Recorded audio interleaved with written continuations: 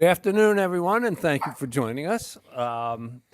We are going to start this afternoon with the invocation and Pledge of Allegiance by Mrs. Valerie Guzman.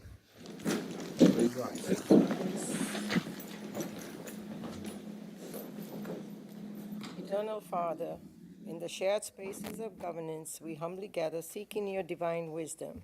Guide us, O Lord, as we deliberate over the issues of our city. Empower our discernment.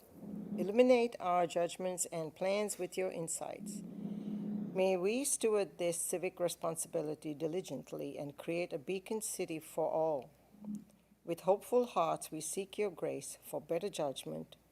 May you be reflected and glorified first and foremost. Amen. Amen.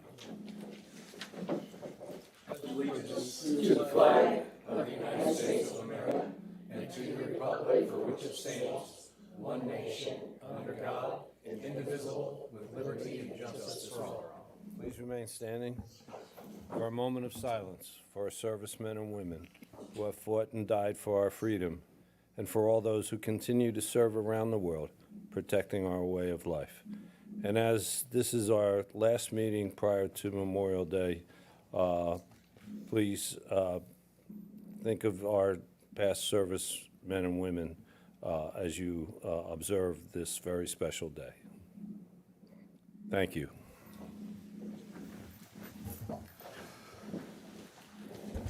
I'll now call this meeting to order. This is the City of Hardeeville, regular City Council meeting and public hearing, 205 Main Street, Hardeeville, South Carolina, May 14, 2025 at 4:30 p.m. May I have a motion to approve, disapprove, or make any changes to our agenda today? Make a motion, we approve the agenda as presented. We have a motion. Do we have a second? Second. We have a motion. We have a second. Any comments? Seeing none, all in favor, please say aye. Aye. Next, we have executive session. This is discussion of matters relating to the proposed location, expansion, or the provision of services encouraging the location or expansion of industries and other businesses in the area served by the public body in accordance with the South Carolina Code of Laws 30-4-78.5. We will be discussing with Johnson, Miriam, and Thompson of a potential economic development project. May I have a motion to go into executive session? So moved. We have a motion. Do we have a second? Second. Any comments or questions? Seeing none, all in favor, please say aye. Aye. We will be leaving this room, going into executive session, and we will begin regular session promptly at 5 p.m.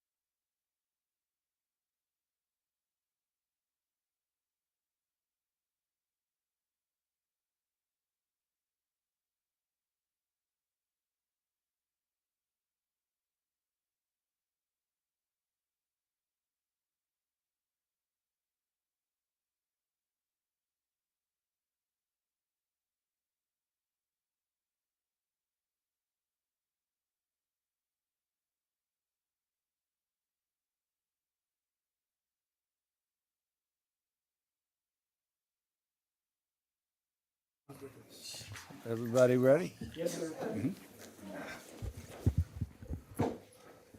Okay, we are back, and before we start, I'd like a motion to return to regular session from executive session. So moved. We have a motion. Do we have a second? Second. Any comments or questions? All in favor, please say aye. Aye. Okay, for those of you who are just joining us, we started at 4:30. We had our Pledge of Allegiance and invocation at that time, so we're already past that. We are back into our regular meeting. Next up is our public comments. Ms. Cindy, do we have anyone signed up? No, sir. Okay. Next, we have public presentations. Yes, ma'am. Sorry, I did want to make a comment, but I didn't know where to sign. Is this a general comment or something that's on the agenda? Something, well, no, it's not on the agenda, but something I wanted to present to the council and see if I can get help with it. Please, I'll allow. We don't want to withhold any good. So since you didn't sign up, we'll consider that you're signed up. Come up to the podium, state your name and address for the public record, and you have 3 minutes. Okay, thank you. I'm Jacqueline Scott, reside at 277 Nelson's Court, and I thank you for the privilege of coming and standing before council. My concern is, I know of an elderly lady, she's 82 years old, and she's living in a home that I consider, well, is considered to be unlivable. She has just recently had, I'm sorry. Sorry. Cindy, if you could, I don't think anybody can see that. Thank you. We'll give you a couple more seconds for that. Yes. A termite inspector came to her home and found that it is termite infected. And she also currently has a mortgage on the home. The home is about 50 years old. And like I said, she's an 82-year-old lady. And the inspector said that there's nothing they can do because the house is built too low to the ground. So my thing is, because she still owes on the home and it's a substantial amount, is there anything that, what would be a way of helping her? To say kind of get out of the mess. Her husband was shot and killed years ago. So this is kind of like, she's in the situation alone. So I'm here pleading her case on behalf of her to basically see if there's any way I could get help or advice or, as of next month, the bank is going to add insurance to it because they dropped her homeowner's insurance because the house needs repairs as far as roof and other things as well. And is the home within the city limits of Hardeeville? It is. It's across the track on Steiny Funeral Home Road. Yeah, that's Jasper County, ma'am. That's Jasper County. Yes, that's unincorporated. That's unincorporated Jasper County. So Mayor, yes, if I could make a suggestion, if I could get your contact information, I know of a couple grant programs at LCOG and at the Beaufort Jasper Regional Housing Trust that address issues like this, and we can connect you with those organizations, and that way you can pass along that information. Thank you very much. Yep. so if you would leave anyone in the back there with your contact information, and Mr. Gruber will get you that information. But thank you for bringing that to our attention. And also, since I have a few more minutes, what about the affordable housing? What status is that? And who can sign up for it? And how do they sign up? I think you need to be more specific. Oh, well, there's a lady, okay. She's a single mother, and she has a trailer, but she can no longer live in it. So, I mean, she is employed, but she needs help. Okay? Okay, give both to Mr. Gruber, and we'll give you answers to both. Thank you Okay? so much. You're welcome. Good luck. Okay. Okay. We have no other people signed up for public comment. Next, we have public presentations, and the first thing up are the Youth Council certificate presentations. One of the Youth Council did text me a little bit ago, and she's not feeling well, but we do have two outstanding young ladies with us here tonight. I just want to, because I think this is important, many people weren't here at the time, give you a little history. One of the first initiatives when I became mayor in 2016 in June was to ask the council to pass an ordinance forming the Hardyville Youth Council. I think, John, that might have been one of your first votes back then. It was June 2016 after you and I took the pledge. And one of the ideas behind it was to stay in touch with our youngest generation, being the high school students. And I always say to every group coming in, we up here are making decisions about a future that they will live in. And it's important to understand what their hopes and aspirations and their thoughts are. And that was the whole idea of the Hardyville Youth Council. Over the 9 years that we've had it, the students have worked on distracted driving, litter. They've worked on helping out young mothers, particularly unwed mothers. They did a video one year on bullying.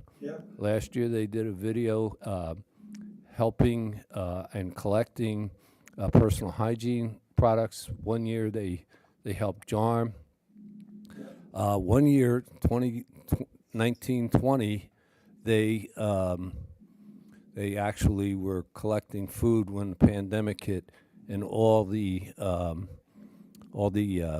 local food pantries quadrupled their needs.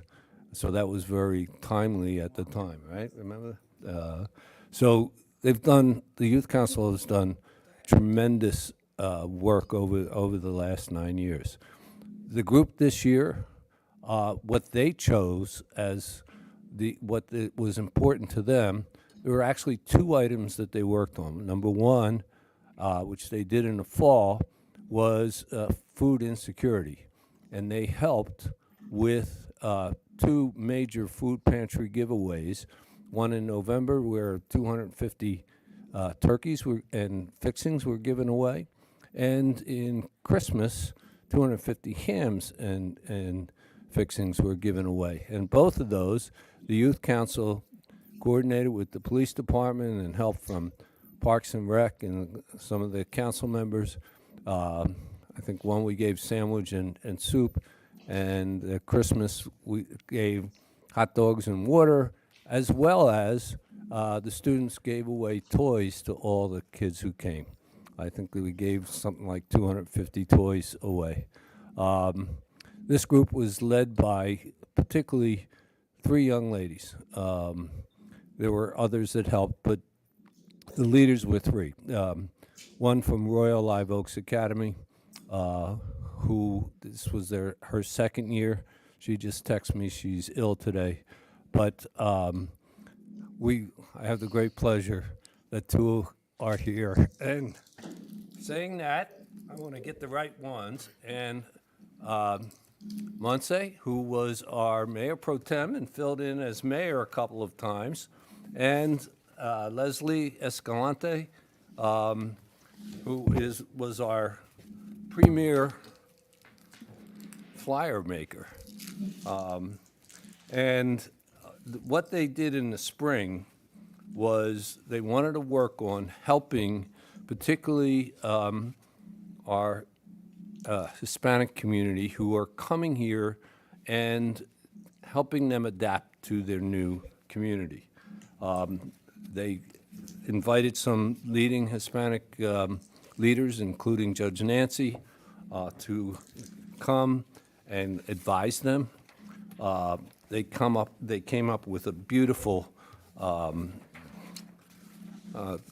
to do to help new students. And they coordinated with the police department, and they had an event last month where we invited the Spanish community to come.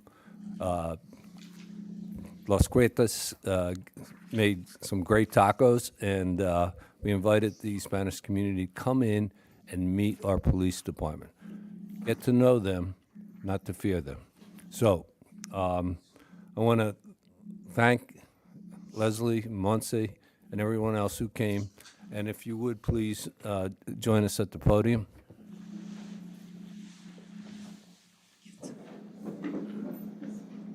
Council, do you want to have a photo opportunity? Up to you, Mayor. Please. Okay. Please. Go ahead.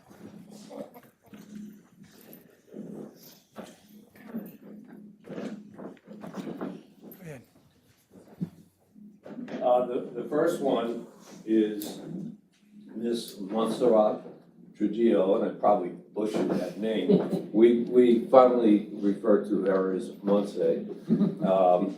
This is a certificate of participation. The certificate is proudly presented to Montserrat Trujillo, Ridgeland Secondary Academy of Excellence, in recognition of valuable service as Youth Council Mayor Pro Tem for the academic year 2024-25. Your contribution and involvement are sincerely appreciated. Presented this 14th day of May, 2025. Thank you. Monse. And I won't read it again, Leslie, because it says the same thing, only you weren't on Mayor Pro Tem, so you're just the councilor. But that was a very important one. And I could add, as I mentioned, you made the greatest flyers, so if you ever want to get into media, come on back, we could use you. So here we go. Thank you very much. You're great. Thank you So,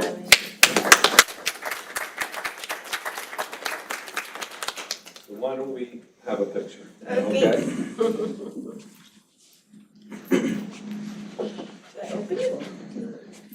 On three, 1, 2. We get another one. And one more. Wait, don't go anywhere. One, let me have one. All right.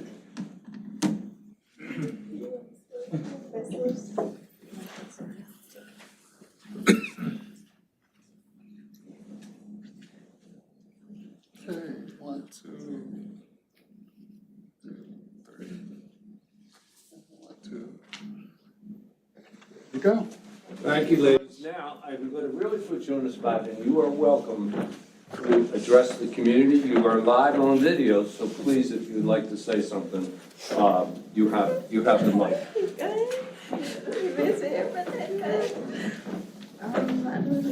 Do we have to go up to the podium? Okay, you want to go in the mic, so, because you're being filmed. So, please. You got this. Yeah.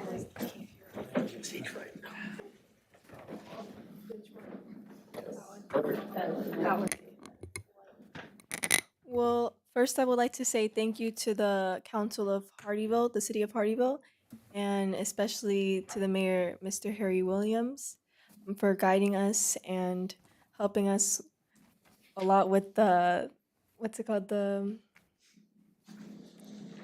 like certain rules to how a council works. I didn't know how to, Parliamentary parliamentary procedure. procedures.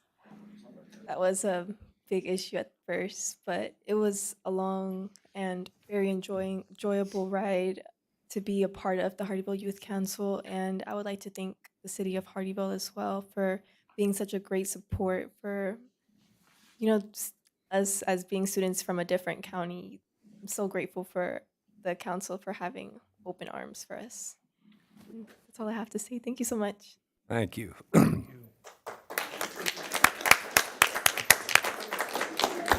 And I forgot, I'm going to end on this. The Hardeeville Transformation Committee established for the first time in 9 years a scholarship program. And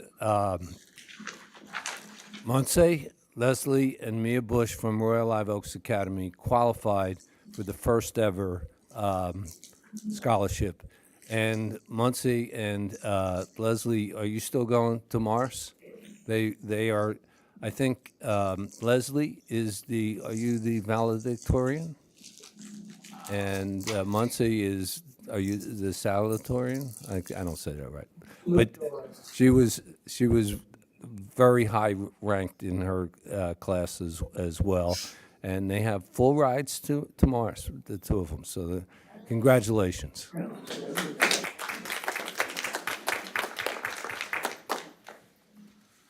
Okay, next we have the Kids to Park Day proclamation.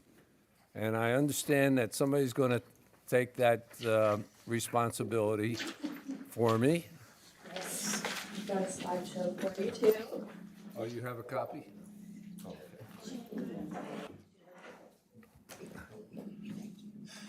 Please introduce yourself, and the floor is yours. Right, well, good evening, Council. I'm Haley. I am the Marketing and Events Manager for the City of Hardeeville in the Parks, Recreation, and Tourism Department. This is Denise. She's the Assistant Marketing and Events Manager, and we are here tonight to talk to you about a national initiative that our city is recognizing, which is Kids to Parks Day. We'll be celebrating it this Saturday, 8 a.m. to 11 a.m. with our youth fishing rodeo. Is there a remote up here? Is it that? Actually, should be either one of them. Okay. No, not that one. Okay.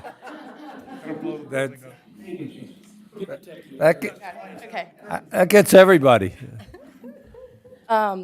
So this is a quote from Mark Ballard, the Jackson State Park Superintendent. And he describes Kids at Park Day as a national event designed to encourage outdoor exploration and park appreciation. It's about connecting kids to the outdoors through play, learning, and stewardship, whether it's learning about wildlife, park conservation, or simply enjoying time outside. So this is the 15th anniversary of Kids to Parks Day, which is held annually on the third Saturday of May.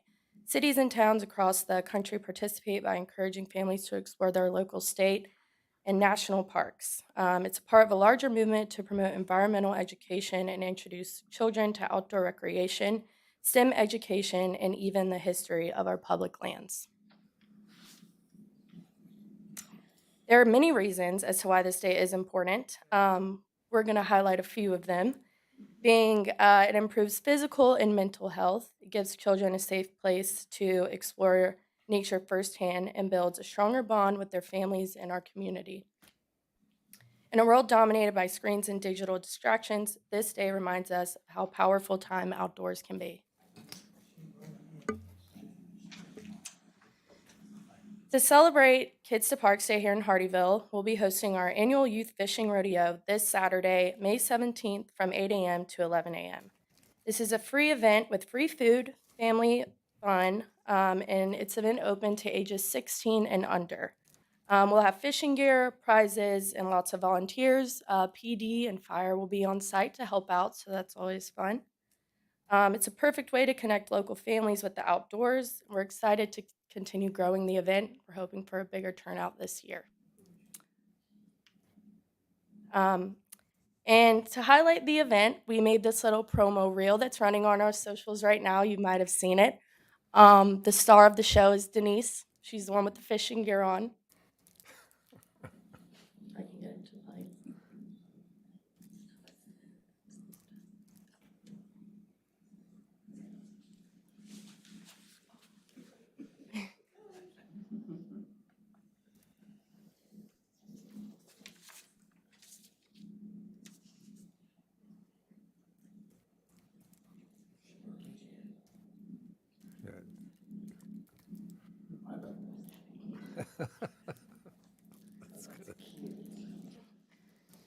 So that was at the pond inside the Richard Gray complex. That's where we'll be hosting it. So if you're available or if you've got your kids, grandkids, please bring them out. We'd love to see everyone there. And at this time, Denise is going to read the official proclamation declaring May 17th, 2025 as Kids to Parks Day in the city of Hardeeville. You gonna bring rags, the little rags, take the fish off? Yes. You got that, Jen? Because we got short one year and it's got kind of rough. Those cats don't play around when you take them off that hook. I told my daughter to bring gloves. Yeah, well, all that, yeah, either one. Proclamation. Proclaiming May 17th, 2025 as Kids to Parks Day in the city of Hardeeville. Whereas May 17th, 2025 is the 15th Kids to Parks Day organized and launched by the National Park Trust, held annually on the third Saturday of May. And whereas Kids to Parks Day empowers kids and encourages families to get outdoors and visit local parks, public lands, and waters. And whereas we should encourage children to lead a more active lifestyle to combat issues of child obesity, diabetes, hypertension, and hypercholesterolemia. And whereas Kids to Parks Days will broaden children's appreciation for natures and outdoors, and whereas Kids to Parks Day will recognize the importance of recreating responsibly while enjoying the benefits of the outdoors.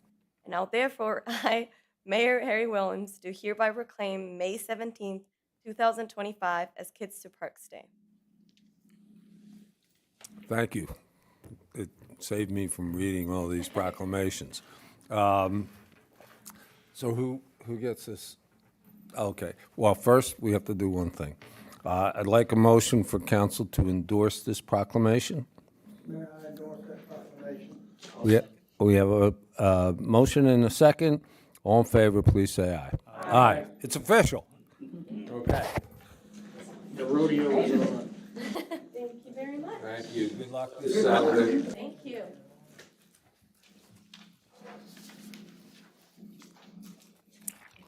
Okay, next we have the presentation and approval of the minutes of April 17th and May 1st. I believe there was a correction made for April 17th, and that's why we brought it back on this agenda. Has that correction been made? Yes, sir. The mayor, there was a question about who was in attendance at that meeting, and so for purposes of making sure that those that were there, we're just going to go re-vote on it tonight for those members that were present and attended the meeting on the 17th. So because not everybody was there, we're going to take these separately so that the people, because there were different attendance on both meetings. So let's take the April 17th regular city council meeting.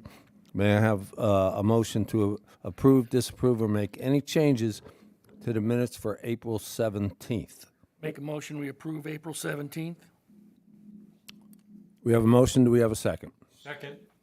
We have a motion. We have a second.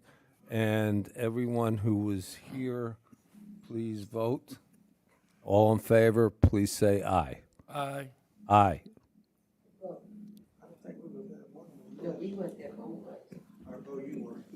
You are? Yes. Are you in favor? Yes. Okay. So we have, the ayes carry at 3-0. Next, we have May 1st, regular city council meeting. I think we had everyone but you, Steve, right? So 4 can vote this time. Odd man out. May I have a motion to approve, disapprove, or make any changes to the minutes of May 1st? I make a motion, Mayor. We have a motion. Do we have a second? Second. We have a motion. We have a second. Any further comments or questions? Okay. All in favor, please say aye. Aye. Next, we have old business. This is the second reading of an ordinance to amend the City of Hardeeville Municipal Code to modify approved hours of construction-related activities. This is 2025-04-17B. Mr. Gruber. Thank you, Mayor. By way of a little bit of background on this item, it was initiated at the request of several citizens who contacted the city with concerns about the hours of operation for construction-related activities, primarily heavy equipment that was working in close proximity to residential homes. So based upon those concerns, we held a workshop where we talked about this issue. We received feedback from council. That resulted in a draft ordinance being presented to this body at the last meeting. I'm sorry, not at the last meeting, the meeting before last. which was then carried over till tonight to make sure that there was ample opportunity for this matter to get out into the public, to solicit comments and feedback. I can tell you that we have received a number of comments and feedback from the public to varying degrees. But ultimately, the document that is before you this evening for consideration is in the same form as what was presented to you for first reading. And what that would essentially do is modify the city's code to prohibit construction-related activities occurring outside of the hours of 7 a.m. to 7 p.m. Monday through Friday, 8 a.m. to 7 p.m. on Sundays, and 12 p.m., I'm sorry, on Saturdays, and 12 p.m. to 5 p.m. on Sundays. And so that is the item that is pending before you tonight for second reading. Thank you. And I'm going to go a little different because this is second reading, and I know we have a number of comments.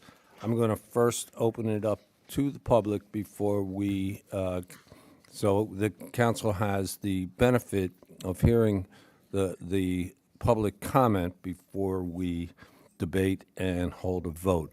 And I would ask Carol, if you would please, since you're CC'd, read this, besides what else you have to say, to please read Vita's comments into the public record.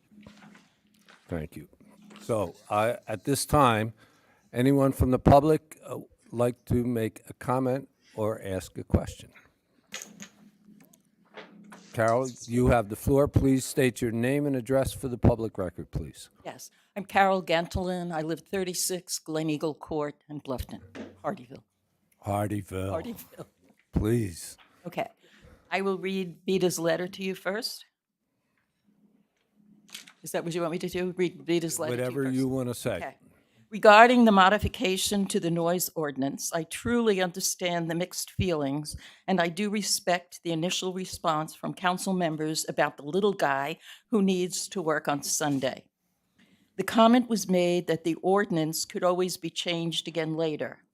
I am begging council to reconsider and give residents throughout the city 1 day a week with no construction, sooner rather than later.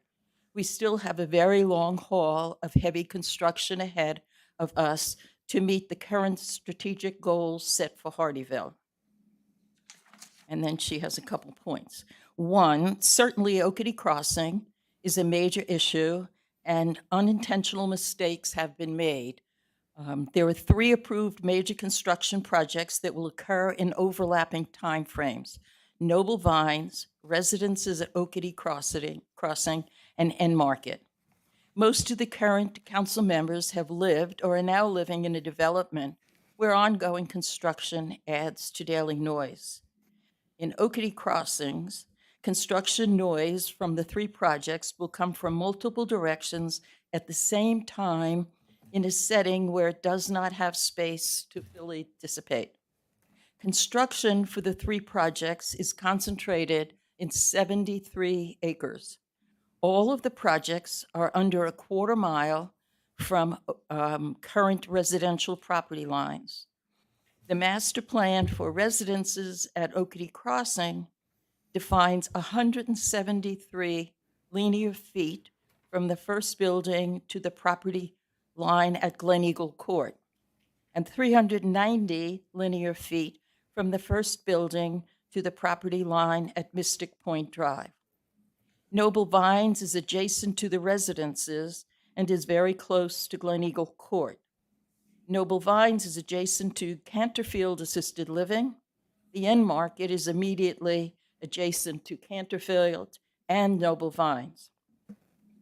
Within the 73 acres and 3 projects, we are facing construction that includes 4-story structures with elevator shafts, amenity centers, a swimming pool, parking lots, pickleball courts, tennis courts, and a total of 730 approved units of housing, plus a service station, convenience store, car wash, and major street construction. The density of the projects means ongoing major construction for the next 3 to 5 years.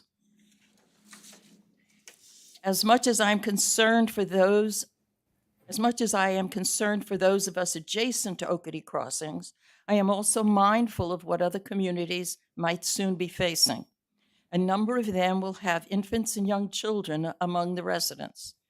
Projects on Argent East include the Publix next to River Rock Easy Living and the farmhouse multifamily tucked into property adjacent to Riverton Point. In Hardeeville proper, as we have heard during public comments, Souls Court has an existing residence with small children immediately adjacent to the proposed multifamily project at the intersection of Souls Court and Main. I am very sure there are more examples throughout the city. Laudably, a great deal of attention is paid to the impact of noise on quality of life after construction. Let's pay equal attention to the impact of noise on the quality of life during construction as well. With the greatest respect, Vida. And she's out of town, so she couldn't be here to read that herself. Thank you, Carol. And may I continue?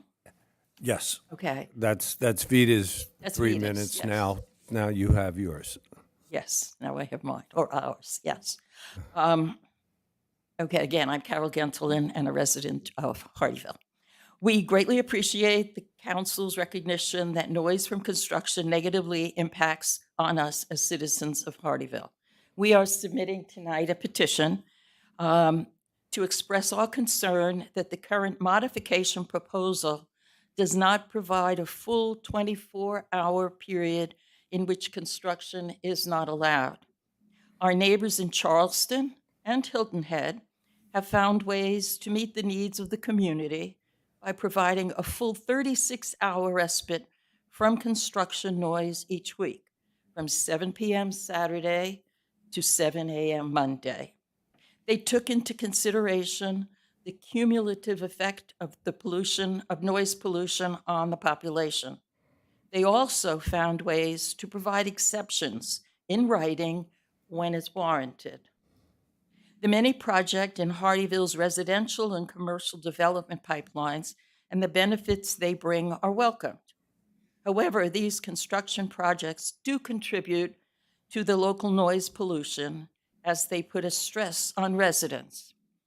In fact, during times of clear cutting, my smartwatch notified me that I was exposed to excessive noise while I was still in my house. The noise can be partially reduced now before the next wave of permits for site development and vertical construction are approved, and as new developments projects come up for the future. Over the next decade, residents throughout Hardeeville will be bombarded with additional noise pollution as Hardeeville continues to grow. Let us take this small step today to provide them with a short respite from construction, 7 p.m. Saturday to 7 a.m. Monday, and contribute to the quality of life for all. Thank you for taking the time to listen to me, and I hope you will seriously consider this proposal. Thank you, Carol. And Yes. the petition has been signed. You have, I understand that you, how many people signed that? Just I believe we have 278. 278, just It's for the just the public record. communities surrounding. Understood. I just wanted Oakety in Crossings. the public record. So if you would please give that to Ms. Cindy, our clerk.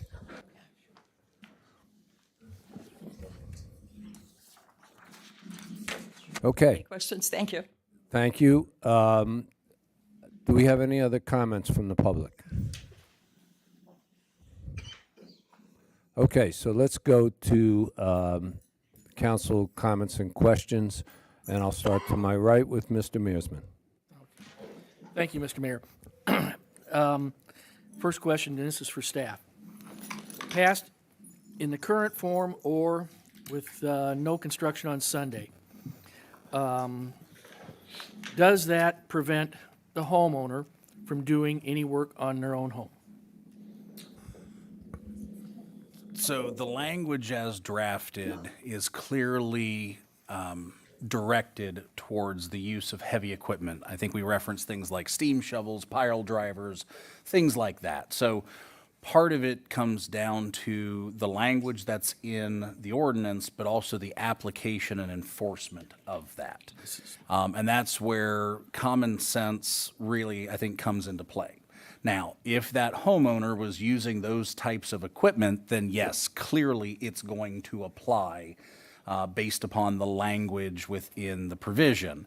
But if they're out there replacing some wood rot on their fascia and they've got a hammer and nail, I believe that that's not what was intended by that restriction. It was really meant to focus on heavy equipment, and therefore the examples that are given in that section are all heavy equipment examples. So to answer your question, it depends on what the type of activity the homeowner's doing. If they're using heavy equipment, it is more likely to apply to the restriction. If they're not using heavy equipment, it is less likely to apply. Okay.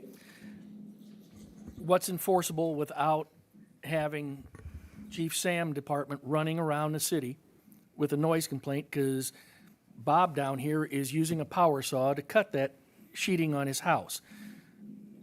We're looking at an ordinance, and I appreciate what you all have brought to the council tonight also, but I have a real problem restricting a homeowner from working on our own home.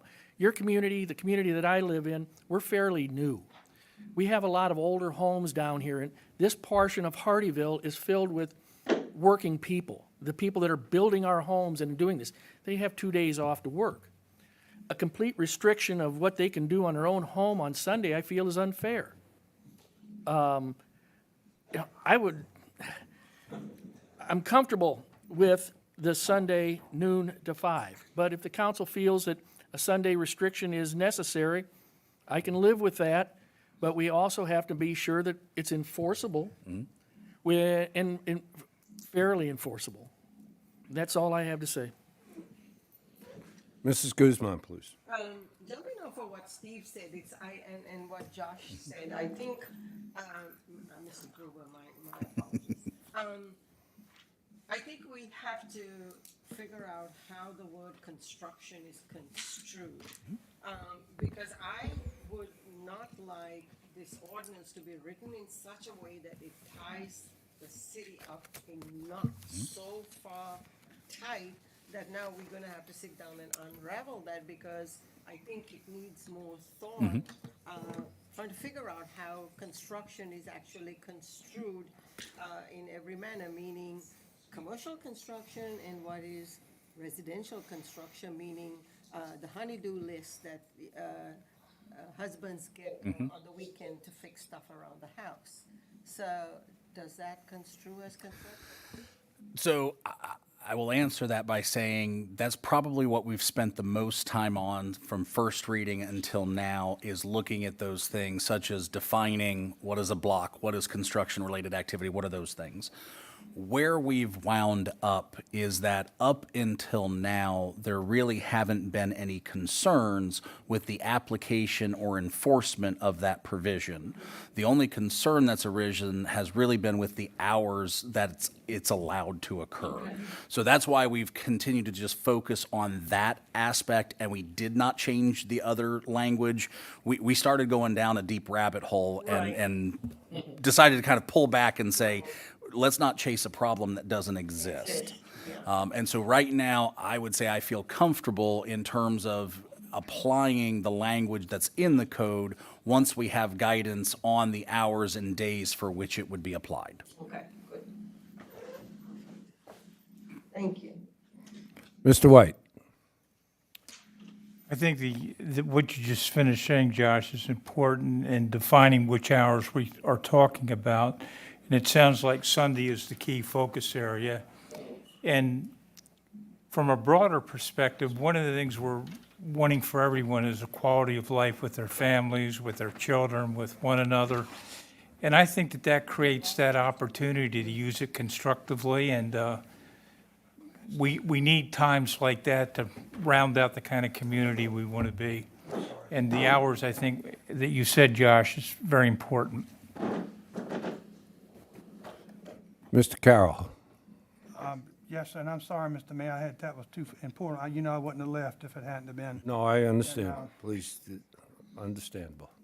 But I have had a few, I don't know who was on the petition, but I've had two people also concerned about the Sunday. Working on Sunday. Yes, sir. Yeah. Right. As I said in previous meetings regarding this, in my conversations, and I purposely called a couple builders and a couple of the landowners of these massive projects, neither one of which had any objection to banning Sundays. They said they don't work on Sundays anyway. There was some concerns about small subcontractors who do inside work. And in thinking about it, and over the last couple of weeks, I think our first objective is making sure we protect our residents and not the builders. I would say, I'm looking at this ordinance, and it says, it shall be illegal to operate any machine, equipment, or other apparatus. If we just say there should be no, we can add to that so there's no misunderstanding about the residents doing it. Just add, does it make any sense to add only, to add the word commercial construction, Mrs. Maines? Again, I think that just falls on enforceability, and like what the manager explained, that there haven't been issues with the language of loud and machinery that creates loud or unusual noise, right? That's the trigger here. I think the questions have been the times of the enforcement.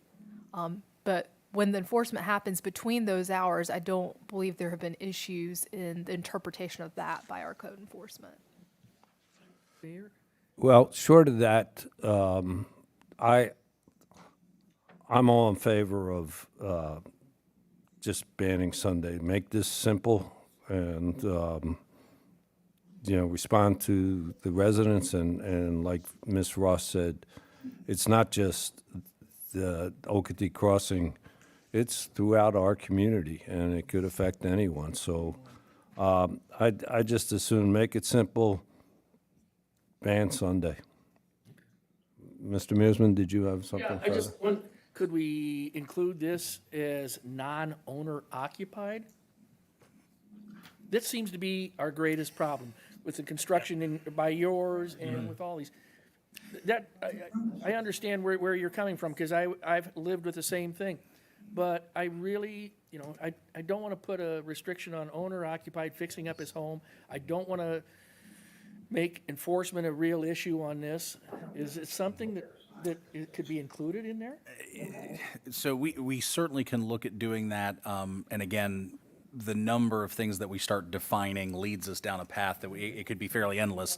So to that point, I don't know that I would recommend that. And the only reason for that is determining if somebody is in fact a verifiable owner. There could be a number of things there that are at issue. Okay. From an enforcement standpoint, I think probably the easiest way to look at this is if you're operating heavy equipment, heavy vehicles, something which is going to generate more noise than what you would typically see with a owner-occupied self-renovation project. If that's the call that we get, officers aren't going to stop somebody because they're using a table saw in their garage. That's not the intent of this. The intent is if you're out there with heavy equipment and you're doing site development work, that you're not doing that outside of the hours that are allowed for here. And I think the best thing that I can kind of close with on this is that this is a living document. So regardless of which direction the council goes, we have the opportunity to put it in place for a period of time, see how it goes in terms of applying it. If any unintended consequences come up, then we can bring it back, revisit this, and make any further modifications that might be warranted. One further comment because we have discussed this before, we cannot prevent the equipment from traveling to these job sites and sitting there prior to the 8 a.m. or the 7 a.m. timeframe. And I know a concrete truck sitting 100 yards down the street spinning that while he's waiting for that 7 a.m. or 8 a.m. can be very noisy also. As long as it's not 4:30. I agree with you there. It has been 4:30. Okay, let's stay on Okay. procedure.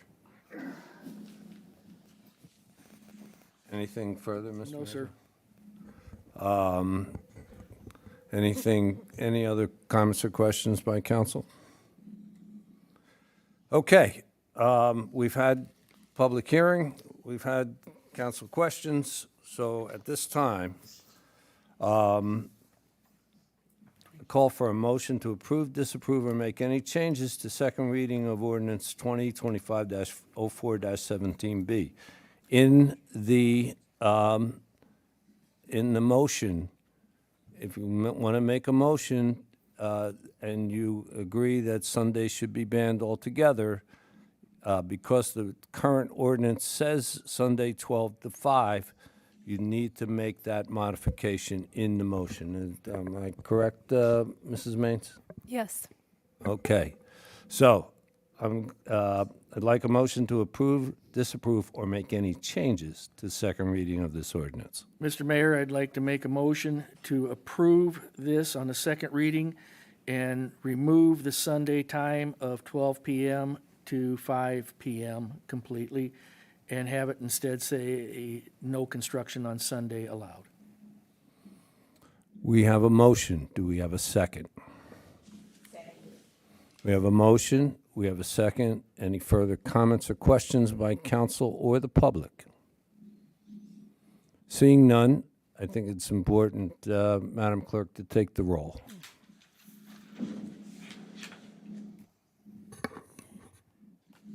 Councilman Carroll, Yes.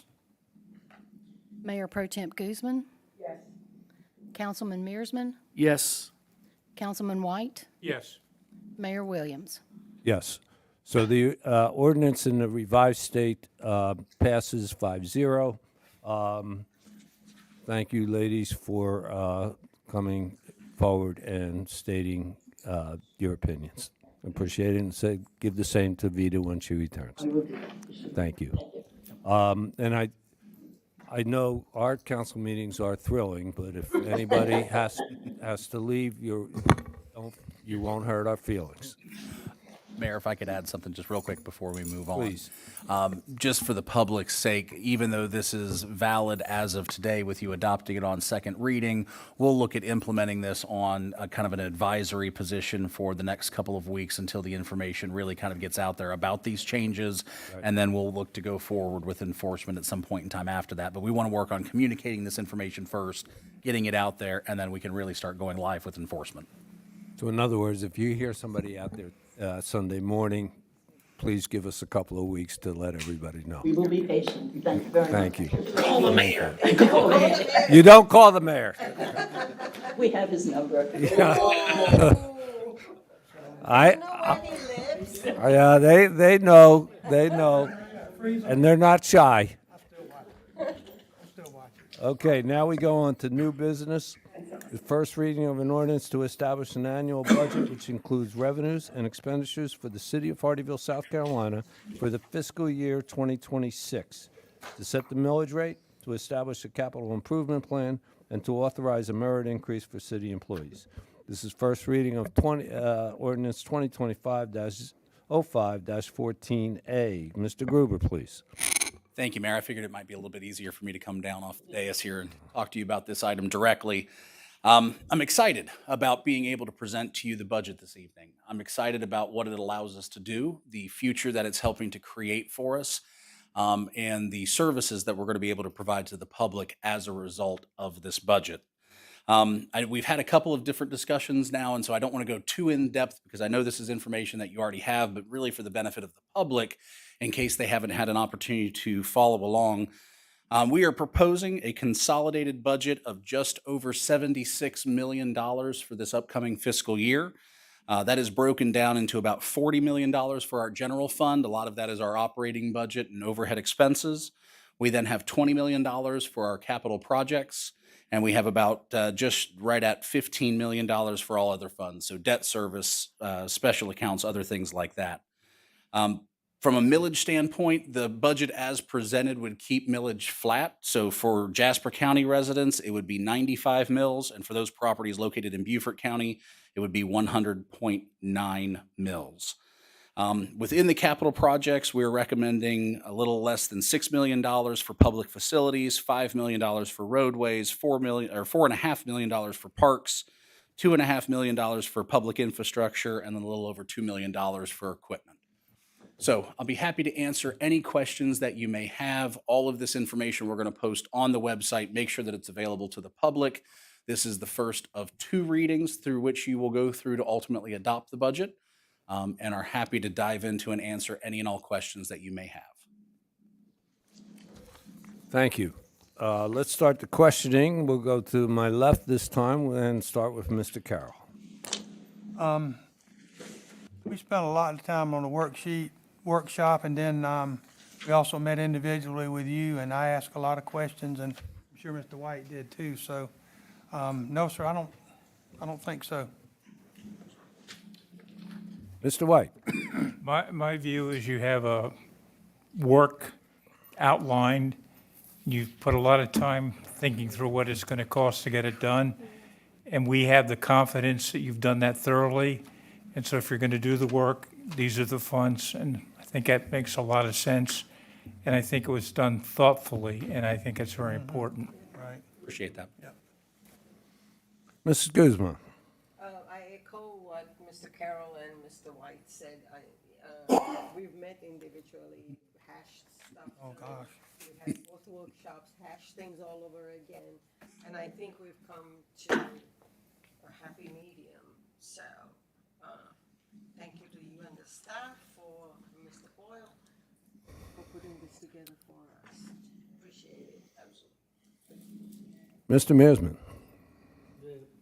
I'd like to thank city manager and staff for their hard work with this. This is my 3rd budget with the city of Hardeeville.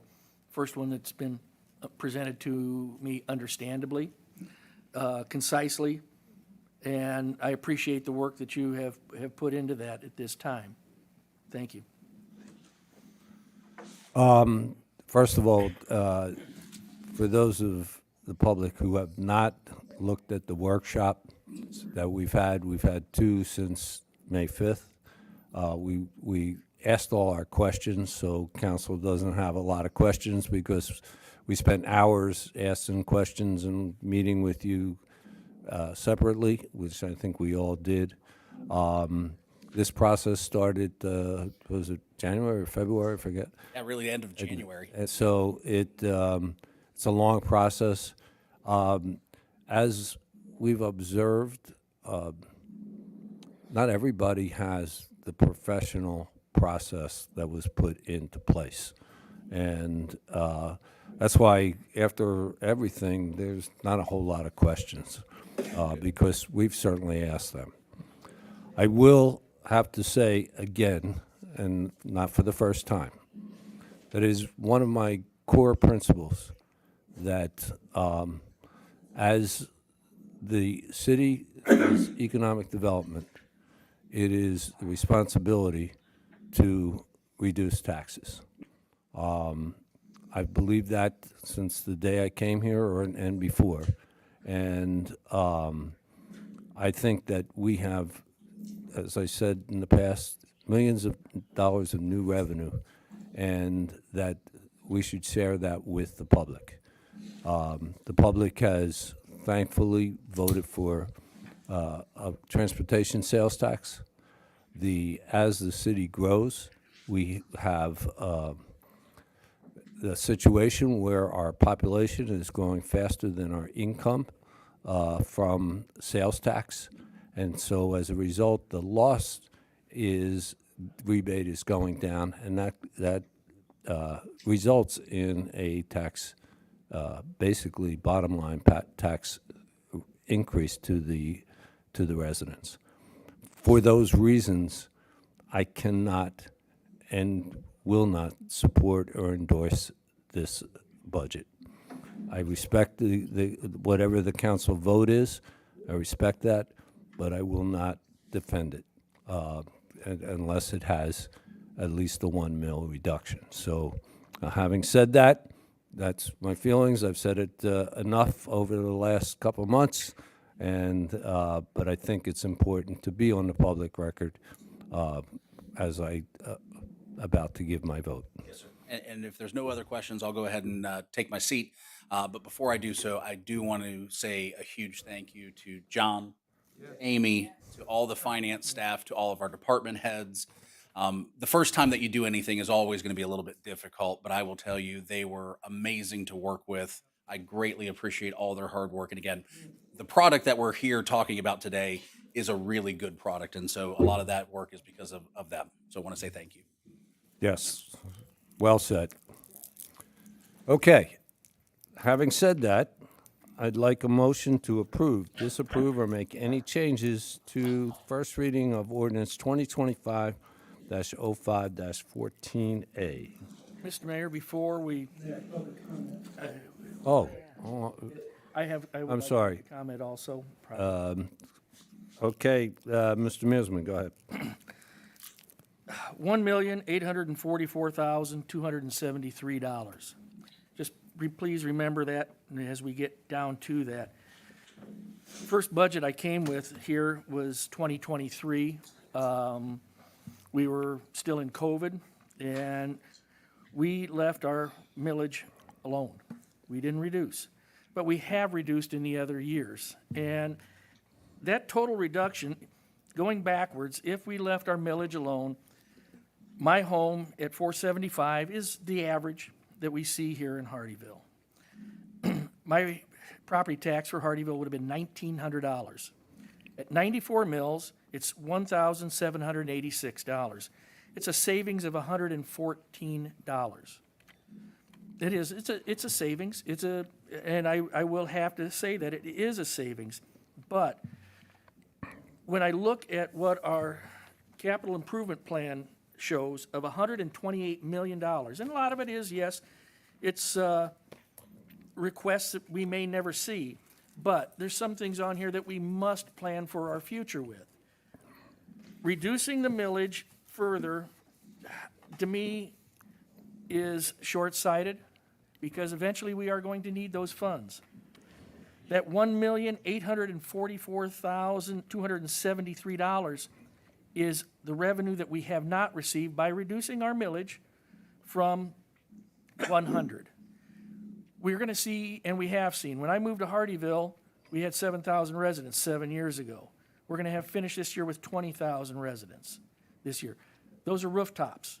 And we have discussed, and we know that rooftops bring in new revenue, but they also bring in substantial expenses to service those. Commercial is where our growth will be in tax dollars. But right outside of my development, 7 years ago, was promised development. The same trees and weeds are still growing in that spot. We have not seen that commercial development. We see Buc-ee's coming, but that's 4 years away. I think to be prudent, if we leave our millage alone and bank the money for some of these capital improvement projects that we are going to desperately need. Our police department is in what was a former warehouse. We're asking them to work with the same facility that they did with a third of our population. We've added fire stations, we've added other things, but we have to plan for our future. Whether I'm here or not, the future is still going to be here, and those expenses are going to continue to grow.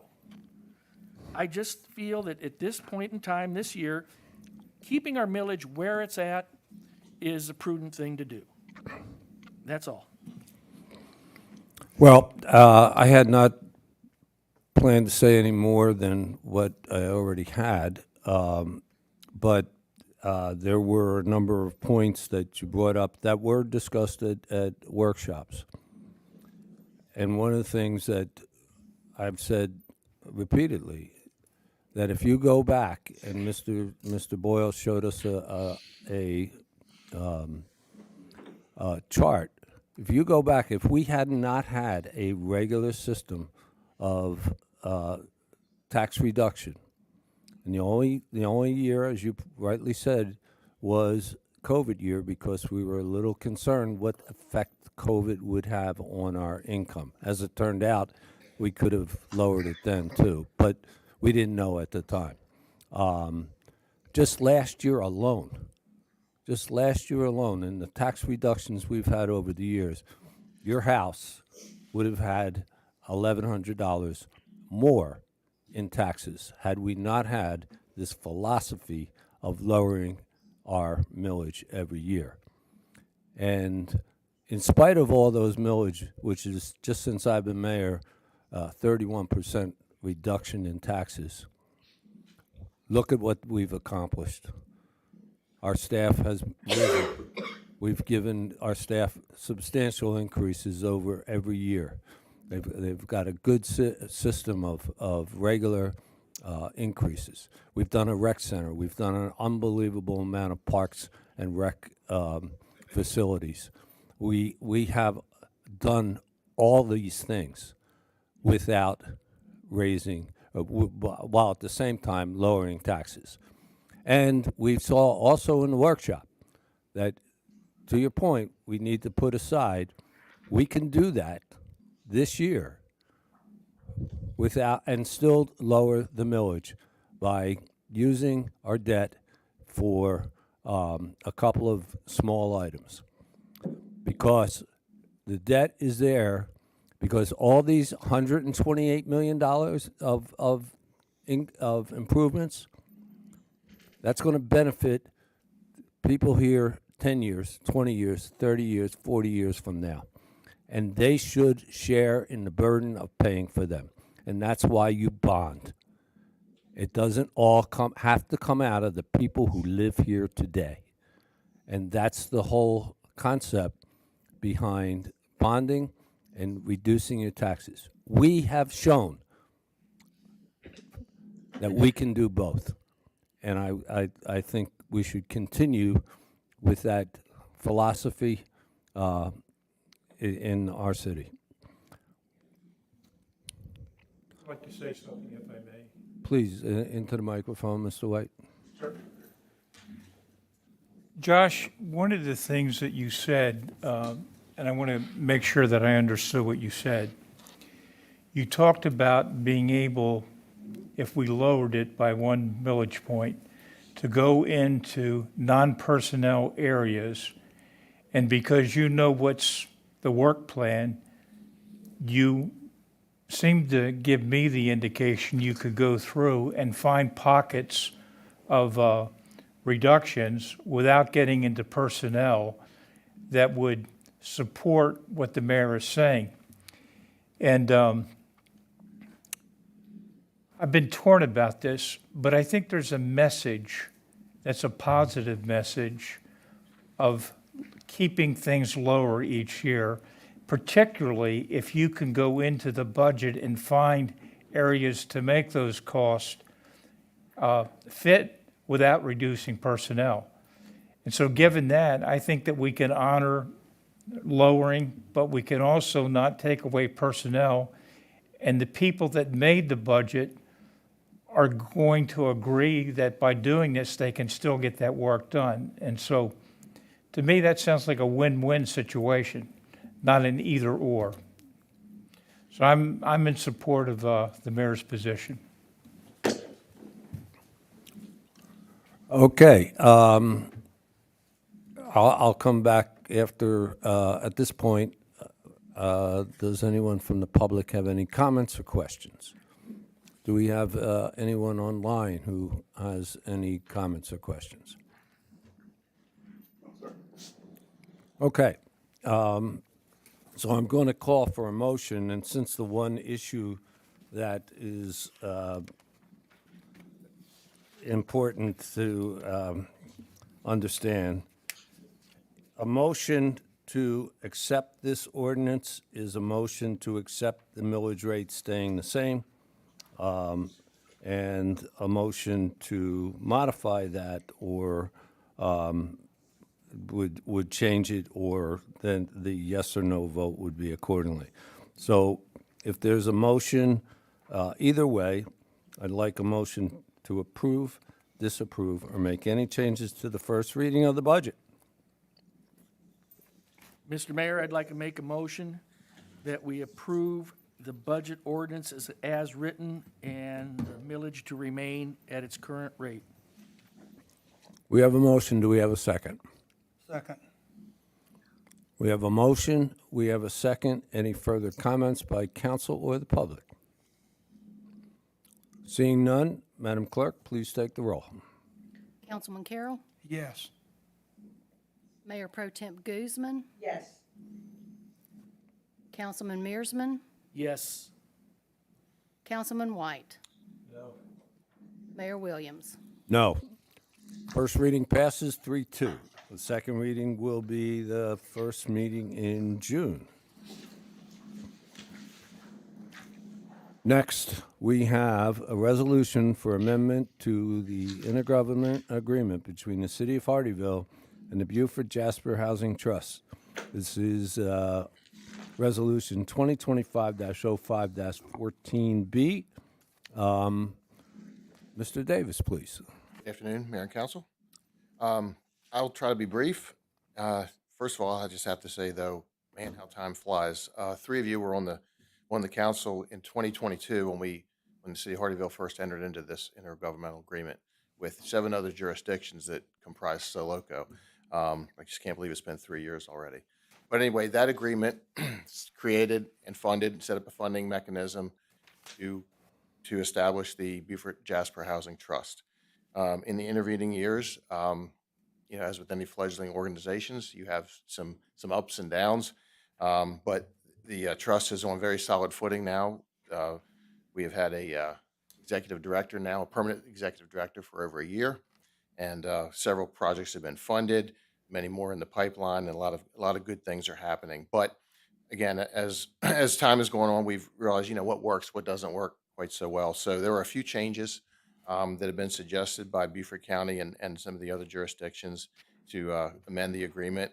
And a couple of the highlights, I outlined them in your summary, but one of the big ones was the removal of the Mesher Act language. And the Mesher Act here in South Carolina basically said that if you were doing certain housing-related functions, that any participation will be limited to projects that only involved that were at or below 80% of AMI, area median income. And as we all know around here, that doesn't get you a lot, unfortunately, because the housing prices are so expensive. So we've taken that out of there because several of the projects that we've seen, while we're certainly still serving low and moderate income folks, even at 100%, it's still difficult for many people to afford housing. The other one is significant. So the board, over the last year or so, has added additional members, folks who are involved in various aspects of the housing industry, whether it be lenders, other brokers, that sort of thing. And the concern from many of the participating jurisdictions was that, those folks don't represent entities that contribute funds, like myself, who's a member, the vice chair.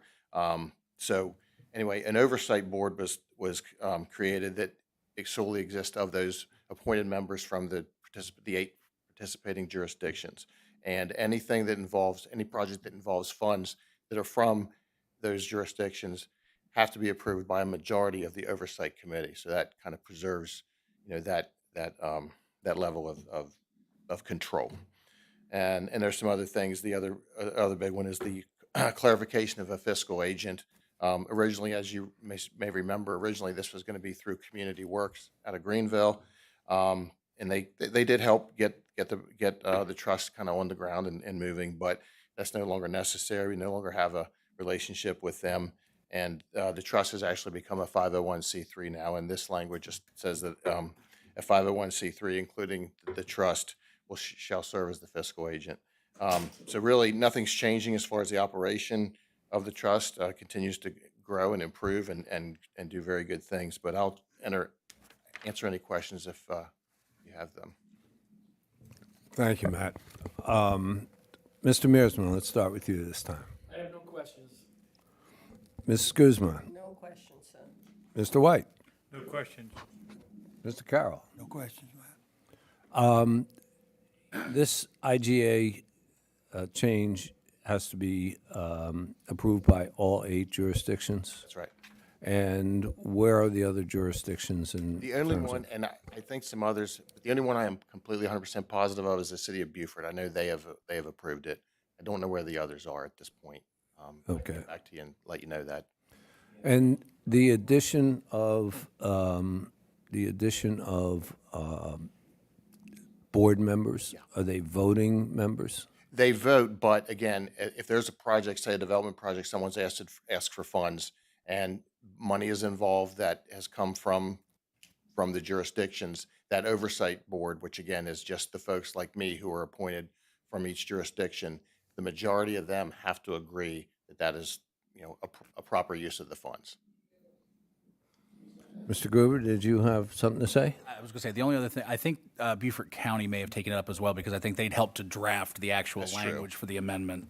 So that was the only thing I was You'd going like to think they'd be in favor since they drafted it, yeah. Yeah.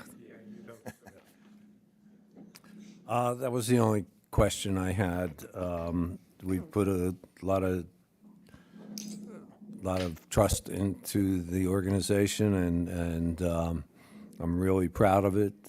It did start with Soloco, and Soloco has been a wonderful regional group that's led to a lot of regional cooperation. I'm really proud of that group, and thank you very much for being a key member of that board. Yeah, and as I always say, I just, I think we should, every time we get a chance, we should celebrate the fact that 8 jurisdictions signed a document that we're all in agreement on something. I think that's a tremendous show of cooperation and teamwork. That's a very good point. Yeah, getting 8 people, much less 8 jurisdictions, 8 councils to agree to something, that's wonderful. So at this time, I'd like to open it up to the public. Does anyone from the public have any comments or questions regarding this resolution? Seeing none, I'd like a motion to approve, disapprove, or make any changes to Resolution 2025-05-14B. Mr. Mayor, I'd like to make a motion to approve Resolution 2025-05-14B. We have a motion. Do we have a second? Second. We have a motion. We have a second. Any further comments or questions by council or the public? Seeing none, all in favor, please say aye. Aye. Okay. Thank you. Thank you, Matt. Next, we have the manager's report. Mr. Gruber.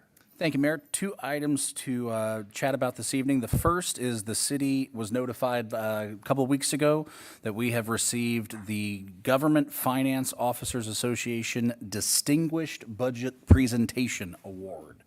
And this is actually the 4th award that the city has received from the Government Finance Officers Association. And it's just a recognition that not only do we publish a quality product, but we publish a meaningful product. And so there's a number of categories that are talked about: transparency and communication. And so it's not just a bunch of spreadsheets that make your eyes go crossed. It is something that a member of the public can pick up and get meaningful information out of. And so I want to say thank you to the finance team again for helping us receive that award. And then very selfishly, just wanted to congratulate the Beaufort High School varsity baseball team on clinching the Class 4A Lower State District D championship yesterday evening in a nail-biting game against Hartsville. You don't have a relative on that. Happened to watch. Just a fan. Thank you, sir. You do have a relative there, right? That's okay. Even though it's Beaufort, we will let Yeah. it. It's okay, we let it slide. Right. Mr. Carroll, we're going to go alphabetically tonight. I don't think I have anything, Mayor. I do have, we'll talk about the Jasper on the Move. That was really good. We had a unusual amount of people from Hardyville that were recognized, including your better half. And I just think that's good, because used to be it was Hardyville didn't get as much recognition as they do now. So I think that's a positive sign of Jasper and Ridgeland, Hardyville and Jasper working more together. And other than that, the last week I've been real busy, but it wasn't city stuff. Well, family first. That's always It the wasn't way family either. I was letting you off the hook. I was letting you off the hook. Okay, next, if I have my alphabet correct, Mrs. Guzman. I have three things. Short, Yeah, kind of. okay. So I attended the convocation of TCL.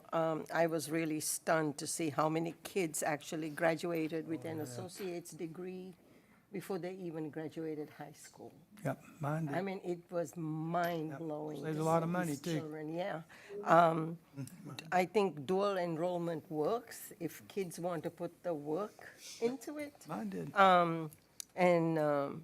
It is available and highly supported by TCL. So I think it would be great for our school board to maybe push the high schoolers into, or even earlier in middle school, push the idea of dual enrollment, because, I mean, the amount of kids that graduated with an associate's degree before even graduating high school I was just stunned, and I was so happy to see that, because it tells me that there's still hope for our young ones, because they put the work into, I mean, it's a heavy course load for them to do that, but it got done. Also attended the groundbreaking ceremony at BMH at the corner of Buckwalter in Bluffton. They have huge plans to enhance the medical care delivery to citizens around the area, increasing hospital beds and emergency care, and also bringing in other specialties. Last but not least, Steve, I'm going to speak for you too. Have at it. Okay. So Steve and I graduated from the Citizens Police Academy yesterday. We had such a blast. They put together a great program for our citizens, and it's evidence. The success of the program was evident because they almost doubled the class second time around. That means 28 more citizens within the city of Hardeeville now knows what our HPD does on a daily basis. So, I mean, it amazed me how much they do out there, out of the public eye, with no fanfare. And it seems like they go out there putting their jobs on the line like every other day in the office for the rest of us. So to me, it was amazing seeing some of those videos of the things that they do out there that we don't know about. Was just something else. Judge Nancy gave an awesome talk about how the court works in the city of Hardeeville. And they also put a good skit together, which was really fun, yes. And then our very own councilman, Mr. John Carroll, gave a wonderful talk about the history of Hardeeville. And it educated a lot of people in that academy, because a lot of us, I think the majority of us, are transplants from other jurisdictions. And I think just to hear the history from when John was a young'un was great. Was great. It was appreciated by a lot of people, and I learned a lot from that. And also, even though I watched John cringe when people said Perrysburg instead of Purisburg. I got to work on Josh with that, too. Yeah, I saw his eyes roll. Okay, so I was like, oh, okay. So I want to say a huge thank you to HPD. They worked really hard to put the second Citizens Academy together. You know, lots of knowledge was put out there. Different officers came in on different days to talk about what they do. They even brought the doggy in. So, and now I'm patiently waiting for the Citizens Academy Alumni Association to get off the ground, because this endeavor is only going to get better. So, Chief, thank you so much for a job well done by your department. Thank you. Thank you for attending. All right, and I'm done. Mr. Mearsman? To continue off of what Ms. Guzman has said, the 28 that graduated last night not are only part or feel part of the Hardeeville PD, we just had 28 more advocates for the city of Hardeeville, understanding what our city is about, how it operates, and basically 28 more supporters. Secondly, I'm sorry that I missed the Jasper on the Move. Congratulations to your wife, Mr. Mayor. Thank you. But I had a trip planned, and it was time for me to recharge my batteries, which we all should do at certain times. The third thing is tonight we may have disagreed on some things, and our vote showed it that way. But in our own hearts and our own minds, each one of us are doing what we feel is best for the city of Hardeeville. We are not here just to all agree every time. We have to make our own minds up. But at the end of the day, we all feel that what we have done is the best for the city of Hardeeville. I want to thank the staff again, Josh, everybody for the hard work that's put in with these budgets. I know it's a lot of work, it's a lot of hours, but when you bring it to us, it's a concise document with requests that are reasonable. Thank you. That's it. Mr. White? I agree with what's been said, no additional comments. Okay. Couple of things happened in the last couple of weeks since our last meeting. Number one, on the 3rd, Saturday afternoon, I went to a presentation at the Thomas Hayward House up in Ridgeland. And my congratulations to the 250 Committee for all they're doing to preserve the history of Jasper County.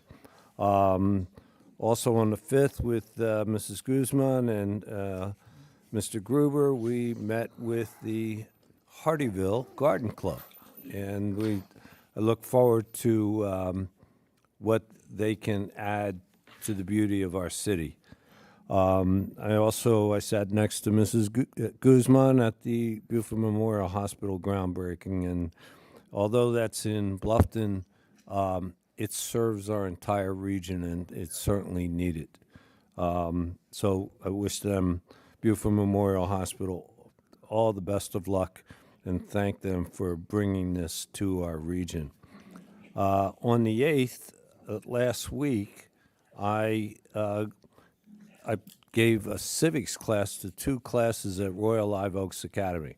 It was a great experience for me, and as Mrs. Guzman said about the dual enrollment, you see these students, and there are some outstanding students in our school system. You saw 2 of them tonight from the Youth Council.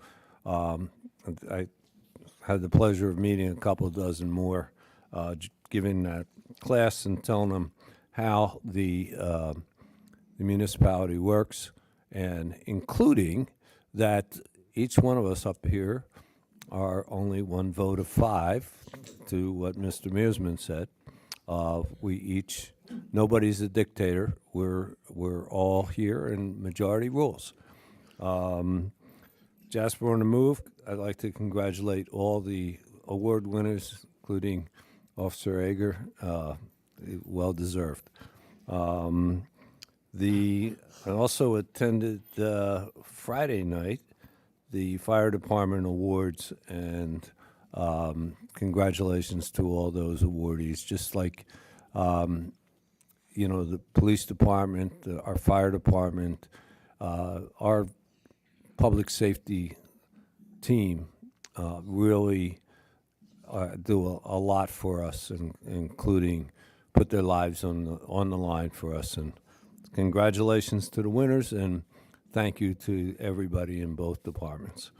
This morning, I attended a panel, the executive search firm for the new Jasper County School District Superintendent, and that search firm out of Charlotte was getting input by a number of people, including a number of the educators on what we all felt was necessary for the next superintendent. So I'm looking forward to having that position filled. I think they want to do it by July.